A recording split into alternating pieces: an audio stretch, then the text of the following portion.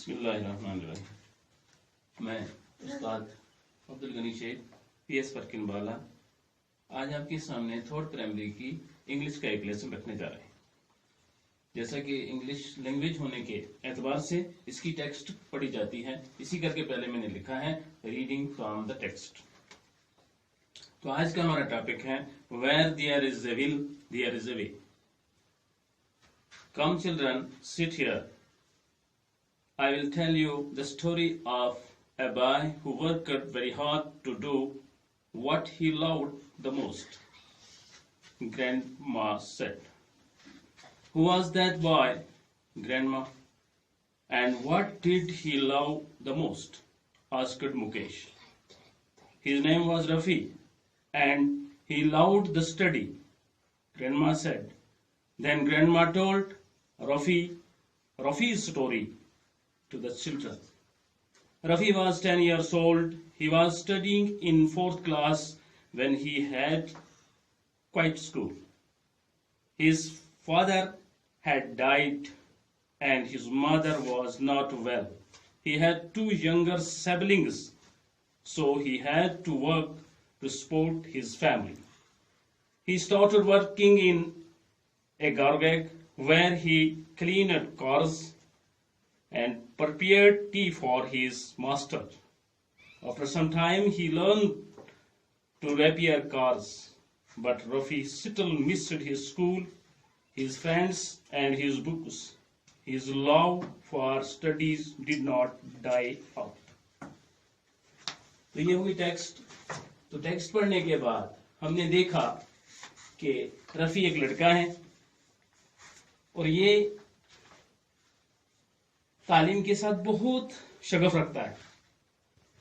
तो इसका माना बताने से पहले आपको चंद वर्ड्स लिखे हुए हैं, वह उनका माना आपको बताया जाता है और सरसरी तौर इसका स्केच बता देते हैं कि उनकी दादी ग्रैंड माँ दादी उनको बता रही है कि रफ़ी कैसा लड़का था, कितनी उसको पढ़ने के साथ मोहब्बत थी, लेकिन उसके पढ़ने में जो परेशानियां आई, जैसे यहाँ लिखा हुआ है कि उसको फादर फोर्थ हो गए।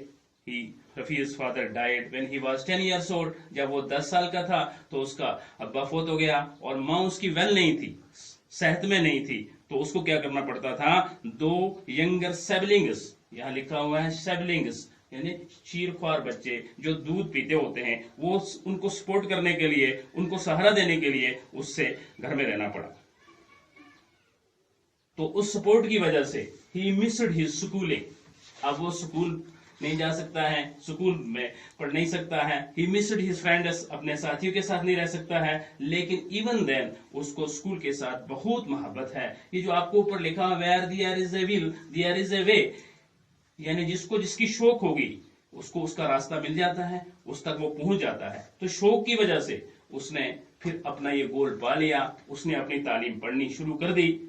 वो कैसे पढ़ी वो आगे आप अगले लेसन में पढ़ोगे, लेकिन आज आपको पहले तो ये वर्ड सीखने। सैबलिंग, जो शीरख्वार बच्चे होते हैं, दूध पीने वाले बच्चे होते हैं, इनको सैबलिंग कहते हैं। इसके बाद आगे वाले बच्चे को चाइल्ड कहते हैं, और फिर बॉय होता है, और फिर यंग बॉय होता है, और फिर मैन बनता है। और फैमिली कुंबा, खानदान, घर के अफराद, इनको फैमिली कहते हैं। इसका प्लूरल है फैमिलीज, FAMILIES। और ग्रैंड मदर, उसको उर्दू में दादी कहते हैं। डाई, मरना, इसकी सेकंड फॉर्म यहां इस्तेमाल हुई है डाइड, मर गए, फोत हो गए। और इसका नाउन है डेथ, मौत।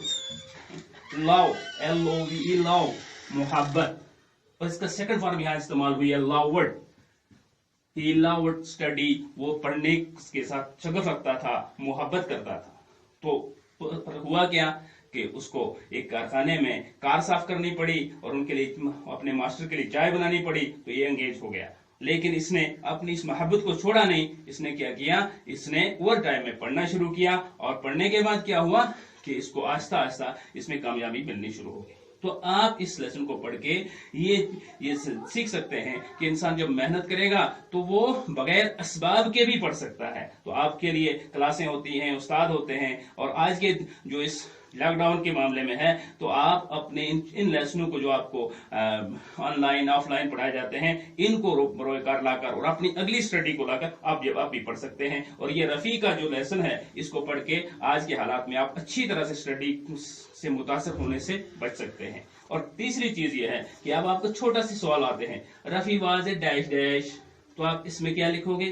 Rafi was a boy, simple boy. اور آگے جا کے اور لکھو گے تو an orphan boy، ایک یتیم لڑکا تھا، تو رفیع واز اے بوائے آپ لکھ سکتے ہیں. Rafi was an orphan boy، an orphan ORPHAN orphan boy یعنی یتیم لڑکا تھا. he has two dash dash two siblings SIBLINGS siblings، دو چیرخوار بچے تھے جن کو اسے سپورٹ کرنا تھا. he dash dash hard to pass his exams، آگے اس میں لکھا ہے he passed exams، لیکن کیسے؟ he worked hard، اس نے محنت کی اور محنت کرنے کے بعد اس نے worked بھی سیکنڈ فارم ہے ورک کی. worked hard، سخت محنت کی، محنت شاقہ سے آپ نے ایگزام پاس کیے. تو آپ بھی محنت کریں گے تو آپ بھی اپنے ایگزام ایزیلی پاس کر سکیں گے اور ایزیلی اپنی سٹڈی کو کنٹینیو کر سکیں گے. تو آج اتنا ہی. آگے جب آپ پڑھو گے تو مزید آپ کو گرامر کی چیزیں بھی بتائی جائیں گی.